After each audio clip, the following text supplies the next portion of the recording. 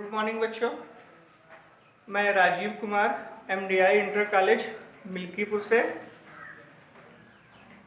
ये सामाजिक विज्ञान क्लास 10th के लिए एक छोटी सी जानकारी हम देंगे आपको। सबसे पहले देखिए सामाजिक विषय क्या है। इससे पहले आप लोगों ने 9th क्लास में इसको पढ़ा है और रीड भी किया है, तो थोड़ी सी भी जानकारी आपको तो फिलहाल पहले से ही होगी।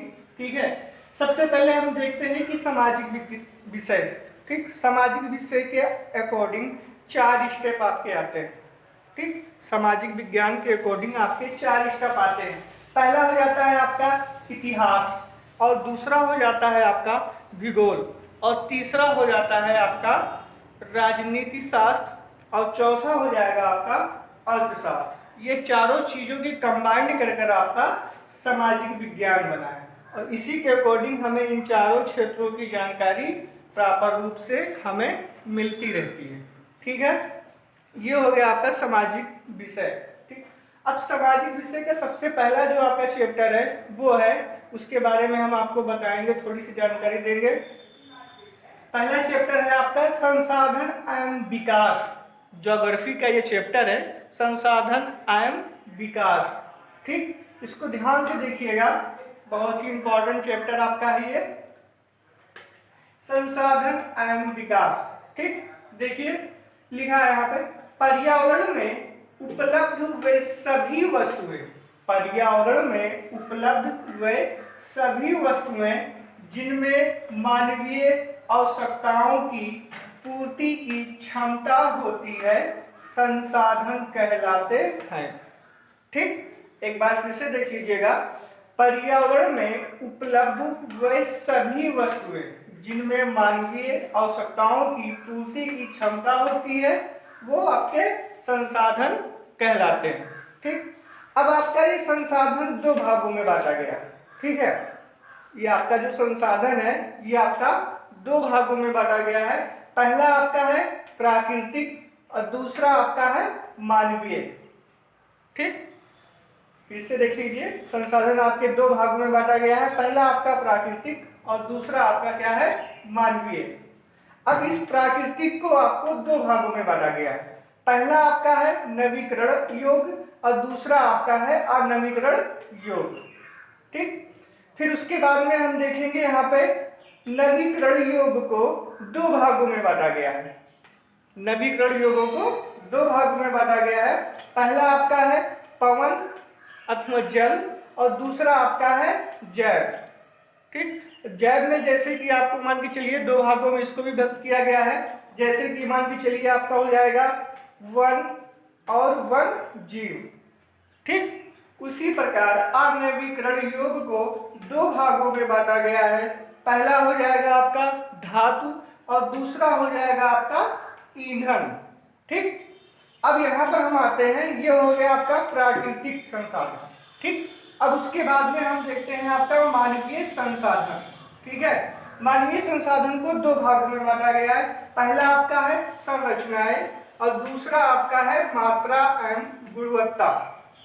ठीक, ये आपका हो गया संसाधन के कितने भागों में विभक्त किया गया है। फिर उसके बाद में हम आते हैं संसाधनों का वर्गीकरण। संसाधनों का वर्गीकरण, अब उत्पत्ति के आधार पर इसको 2 भागों में बांटा गया है, या यूं कह सकते हैं हम कि ये 2 प्रकार के होते हैं। ठीक, पहला जो है आपका वो है जैव संसाधन और दूसरा जो है अजैव संसाधन। ठीक, अब जैव संसाधन क्या है और अजैव संसाधन क्या है, इसको देखिए। जैव संसाधन वो संसाधन है, ठीक है, जैव संसाधन वो संसाधन है, इन संसाधनों की उत्पत्ति जीवमंडल से होती है।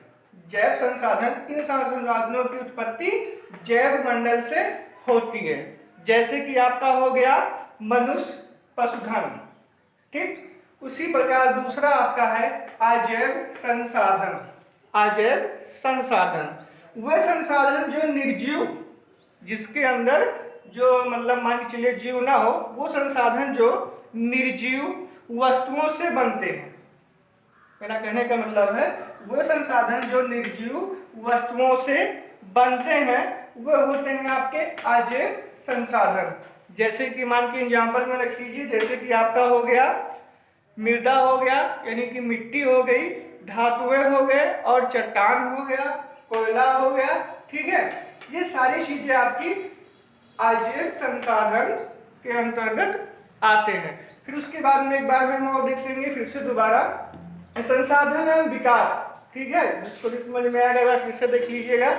पर्यावरण में उपलब्ध हुए सभी वस्तुएं जिनमें मानवीय आवश्यकताओं की पूर्ति की क्षमता होती है वो संसाधन कहलाते हैं। ठीक, पर्यावरण की परिभाषा तो आप लोग जानते ही होंगे क्या होता है। पर्यावरण की डिफिनेशन आपकी होगी पर्यावरण आवरण। ठीक, यानी कि हमारे चारों तरफ जो फैला हुआ है वो क्या है, हमारा पर्यावरण है। ठीक है, ये हो गया आपका संसाधन। अब इसको कितने भाग में बांटा गया है, दो भाग में बांटा गया है। पहला आपका क्या हो गया प्राकृतिक और दूसरा क्या हो गया मानवीय। ठीक, अब ये प्राकृतिक क्या है, प्राकृतिक का मतलब इंग्लिश में इसको हम क्या बोलते हैं नेचुरल। ठीक, इंग्लिश में क्या बोलेंगे इसको नेचुरल। प्राकृतिक वो है जो हमारे चारों ओर विद्यमान है, जैसे कि आपका पेड़ हो गया, पौधे हो गए, मिट्टी हो गए, चट्टान हो गए।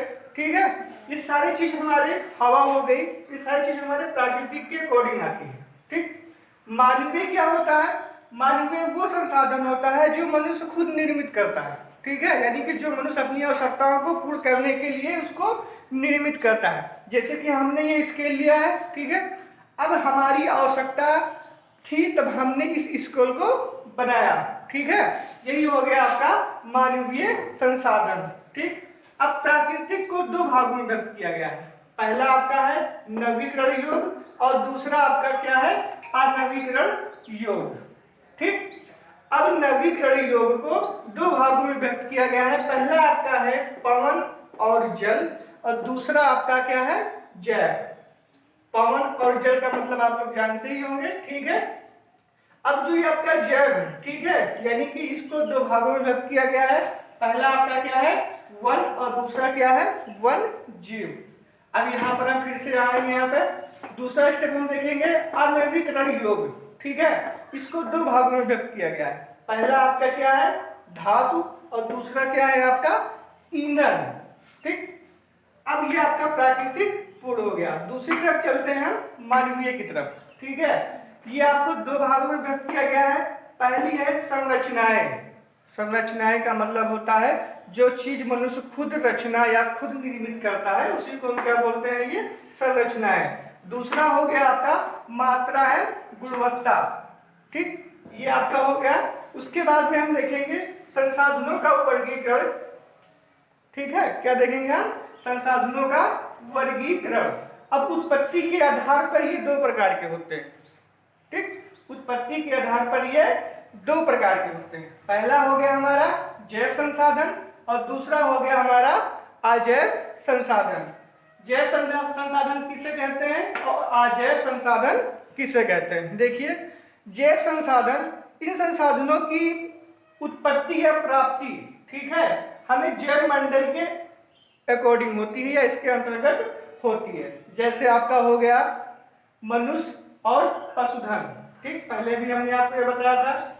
अजैव संसाधन क्या है, अजैव संसाधन वो संसाधन है जो निर्जीव वस्तुओं से बनती है।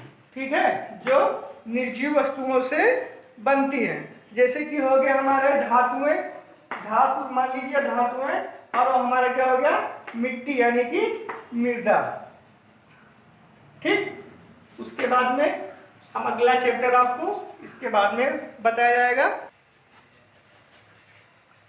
अब सभी बच्चे इसका नोट्स बना लेंगे और होमवर्क में इसको आप लिख लेंगे। ठीक है, इसके बाद का जो स्टेप होगा वो आपके नेक्स्ट वीडियो में बताया जाएगा।